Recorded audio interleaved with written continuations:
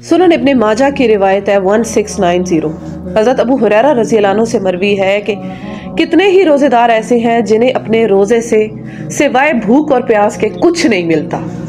اور کتنے ہی راتوں کو قیام کرنے والے ایسے ہیں کہ جنہیں صرف اور صرف بیداری کے سوا کچھ نہیں ملتا۔ یعنی اس حدیث سے پتہ چل رہا ہے کہ کچھ روزے دار ایسے ہیں کہ جو روزہ رکھ رہے ہیں لیکن جب اجر کی باری آتی ہے تو ان کے اجر میں صرف اور صرف بھوک اور پیاس ہوتی ہے، کیونکہ وہ روزے کا خیال نہیں رکھتے، روزے کی احتیاط نہیں کرتے، اس کا لحاظ نہیں کرتے، روزے کے اندر جن کاموں سے منع کیا گیا ان کا جو ہے وہ ان چیزوں کا جو ہے وہ احساس نہیں کرتے، جھوٹ بول دیتے ہیں، گالی دے دیتے ہیں، نظر کی حفاظت نہیں کرتے۔ اور اسی طرح راتوں کو قیام کرنے والے ایسے ہیں کہ جن کو صرف اور صرف جو ہے وہ رت جگہ کے کچھ نہیں ملتا، یعنی دکھاوا کر دیا یا اخلاص نہیں ہے یا پھر جو ہے وہ کوئی اور معاملہ ایسا ہوا کہ جس کی وجہ سے جو ہے وہ اجر جو ہے وہ زیرو ہو گیا۔